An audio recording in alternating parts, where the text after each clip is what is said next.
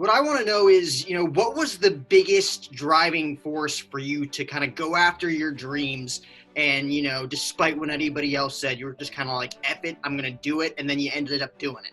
Now, that's a pretty good question, Jack. You have to understand, I don't listen to other people's opinions. I listen, but I do what I think is the best thing.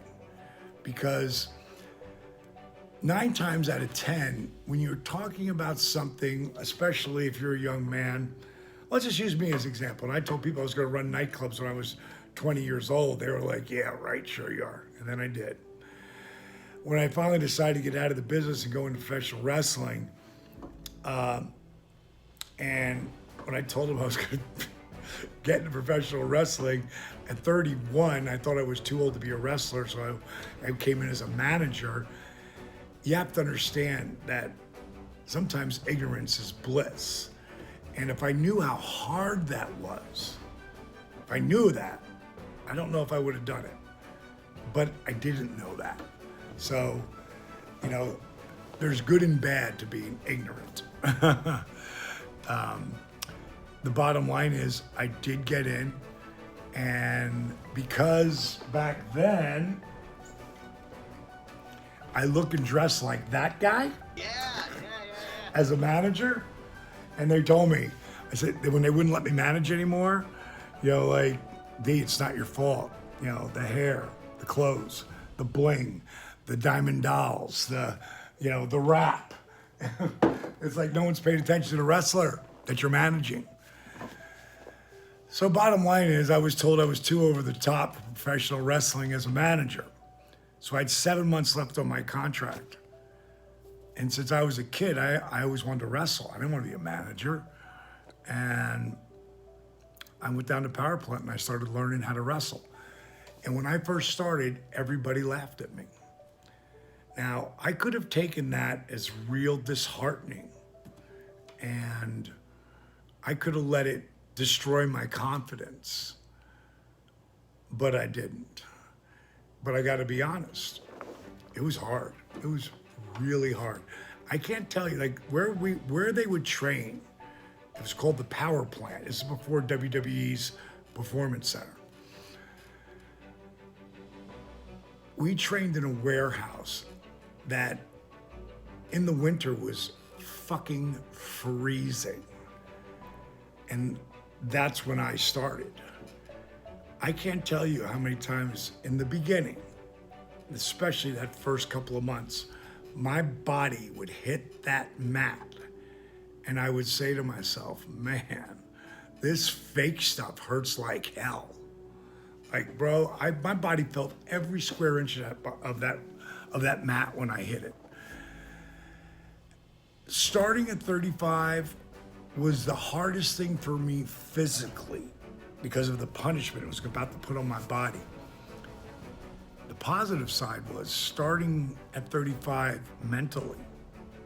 I wasn't going to do the stupid shit I would have done at 20 or 22 or 25 or 27. I was just going to be smarter because I was older. I was more mature. I iced my body. No one did that. For 5 years, I was the only one in professional wrestling that iced his knees and his back. Everybody laughed at me. In 1996, I had turned 40, and by the time I was 3/4 through that year, I was becoming one of the hottest properties in professional wrestling.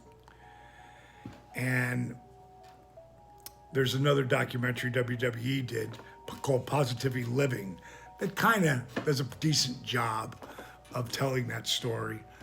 But again, I was the guy, I was the anomaly. I was the guy who wasn't supposed to happen, but I did. And 96, I was 40, 97, my career blew through the roof. I headlined so many pay-per-views. Me and Randy Savage had the feud of the year in 1997.